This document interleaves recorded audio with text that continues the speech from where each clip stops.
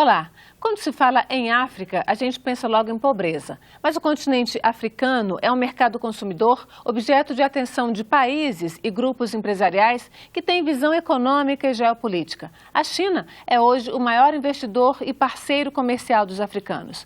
No início dos anos 2000, o Brasil também adotou estratégia de parceria comercial com o continente, mas essa política foi abandonada.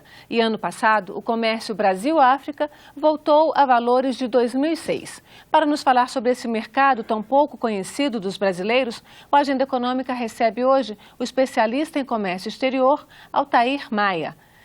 Altair, muito obrigada pela sua vinda aqui à Agenda Econômica. Vamos tentar entender um pouquinho e conhecer a África. Na verdade, a gente não conhece, né? Perfeito. Muito obrigado pela oportunidade e vamos tentar elucidar esse mistério chamado África. Bom, vamos sim, e a gente vai olhar antes um VT que nós preparamos com alguns números básicos do comércio exterior Brasil-África. Vamos ver. O continente africano tem mais de 1 bilhão e 200 milhões de habitantes. Grandes reservas de petróleo, gás, ouro, diamantes e matérias-primas para fertilizantes agrícolas. De olho nessas fontes de produtos estratégicos para o Brasil e mercado consumidor que importa de comida a carros, no início dos anos 2000, o governo brasileiro elaborou uma política de incentivo ao comércio com os africanos e à presença maior de empresas brasileiras no continente. Em 2000, as vendas brasileiras para o continente alcançaram um pouco mais de 1 bilhão e 347 milhões de dólares. Em 2006, essas vendas chegaram a mais de 7 bilhões e 400 milhões. Em 2011, alcançou a cifra máxima de 12 bilhões e 224 milhões. De lá para cá, caíram muito. E ano passado, voltamos a valores de 2006, 7 bilhões e 832 milhões de dólares. As importações seguiram trajetória parecida. Em 2000, as compras brasileiras foram de 2 bilhões e 900 milhões de dólares. Em 2006, esse número quadruplicou. Importamos 8 bilhões e 110 milhões de dólares. O pico das compras brasileiras aconteceu em 2013, quando importamos matérias-primas em valor superior a 17 bilhões e 440 milhões de dólares. Mas o tombo foi maior ainda. Ano passado, as compras brasileiras despencaram para pouco mais de 4 bilhões e 600 milhões de dólares. Bom, com toda a crise, mesmo assim, é uma variação muito grande. Altair, como é que você explica essa nossa subida, né, nesse período aí de 2000 até 2013 e agora essa queda de vendas, inclusive as vendas caíram mais do que as compras, exatamente no momento em que a gente vive uma crise econômica interna? Como é que a gente não está aproveitando esse mercado externo que existe? Perfeito, Antônia. Primeiro, há que se contextualizar a relação Brasil-África de algum tempo atrás, cerca de 100 ou 200 anos atrás. Nada se fazia de um lado do Atlântico que não tivesse repercussão no outro. Então, Brasil e África eram quase que um sistema econômico fechado em si. E funcionava perfeito. Escravidão, e a gente está falando de escravidão, né? As mercadorias europeias que eram deixadas nos portos brasileiros eram levados daqui para a África e da África traziam escravos. Quer dizer, esse deplorável comércio negro, digamos assim, foi o responsável por esse incremento das relações Brasil-África. De lá para cá, com o fim da escravidão, com o advento dos aviões de longa carreira, dos navios que não precisavam mais fazer escala, então as relações Brasil-África foram decaindo e chegamos ao que é hoje. No início dos anos 2000, houve realmente uma tentativa de se incrementar isso daí, mas com um foco voltado para grandes empresas. Quer dizer, a presença brasileira na África, a partir do ano 2000, do ano 2002, era basicamente de grandes empresas.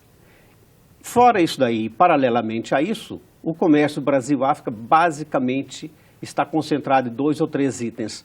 Nós compramos de lá petróleo e fertilizantes, isso ocupa 90% do que a gente importa da África, e exportamos açúcar, carne, grãos, isso aí é responsável por mais de 70% do que o Brasil exporta para a África. De qualquer forma, realmente eu levantei esses números no Ministério do Desenvolvimento, Indústria e Comércio. A gente vende açúcar mesmo, é o primeiro item da nossa pauta de exportações. 47% da nossa pauta de exportações para a África é açúcar, açúcar de cana, de beterraba e açúcares químicos, né?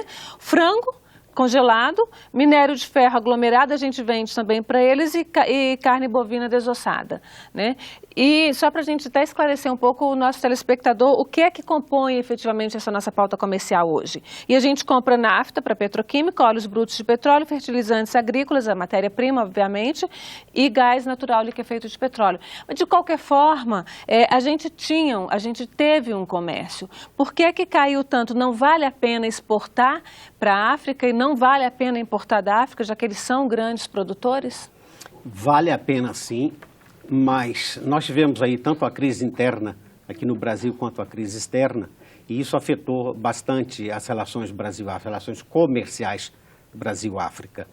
Nós tivemos uma tentativa nesse período de se incrementar os negócios através da maior participação brasileira nos mercados africanos, mas infelizmente nós caímos na situação de que nós não temos como levar os produtos ou como trazer os produtos até a África.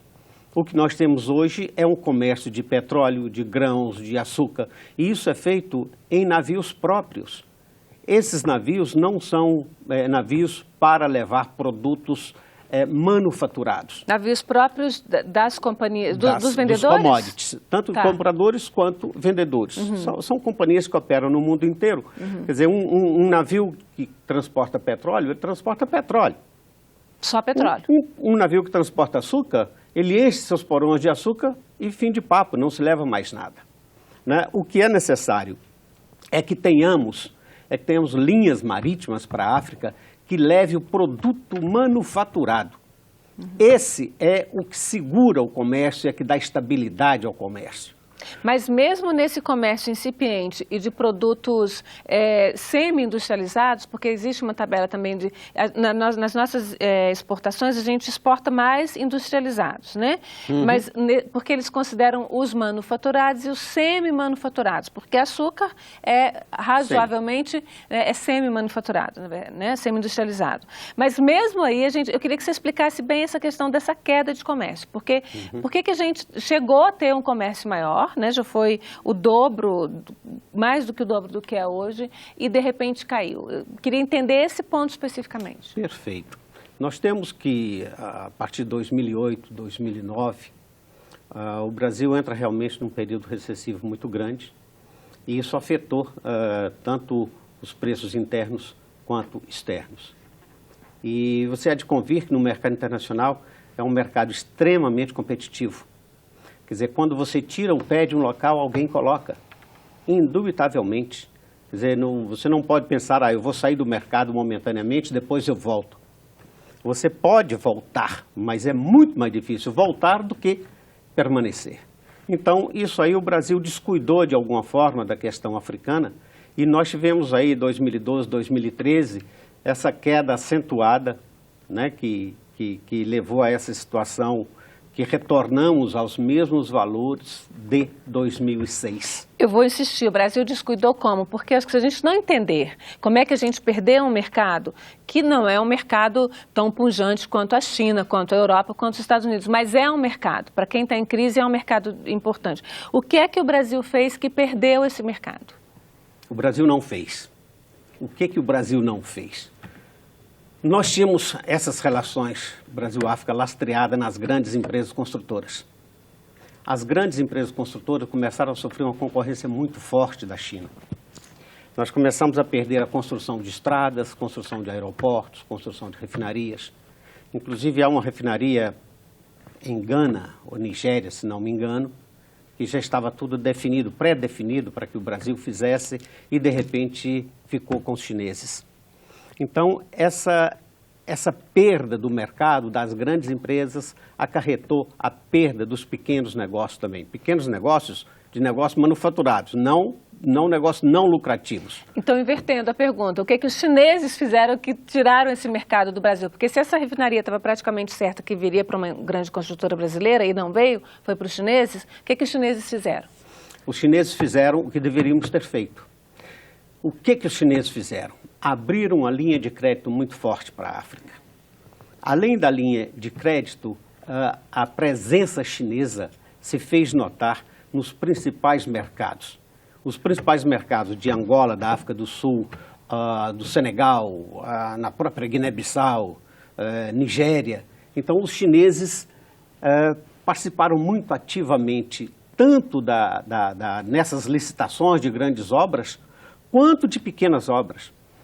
Hoje a China está atuando e operando em 53 dos 54 países africanos. E operando desde as grandes obras até as questões de agricultura, questões culturais, financiamento de atividades culturais. Os chineses fizeram o que nós poderíamos ter feito. Quer dizer, não era só a questão de financiar as grandes empresas para estar lá. Haveria que, paralelamente, desenvolver uma série de outras atividades para que nós tivéssemos uma presença firme e fixa. Ou seja, fazer quase que um pouco de colonialismo mesmo, porque é o financiamento. Você está dizendo que a gente deveria ter aberto linhas de crédito, ter financiado a África. Mas aí o empresariado brasileiro diz, não financia a gente aqui, financia o africano. Como é que é? Não. Quando você financia lá fora, como foi feito, da forma que foi feito, é uma coisa. Quando você financia atividades em parceria, é outra coisa. O que a África procura hoje não é bom preço, não é pechincha, não é isso. O que a África procura e que os chineses ofereceram é parceria. Essa é a palavra mágica para se conquistar a África. Parceria. Ou você se torna parceiro, ou você não é um parceiro comercial. Bom, isso pode ser inclusive um bom exemplo para o Brasil, né? Com toda certeza. A gente vai continuar a conversa no próximo bloco. Vamos fazer um rápido intervalo e voltamos já.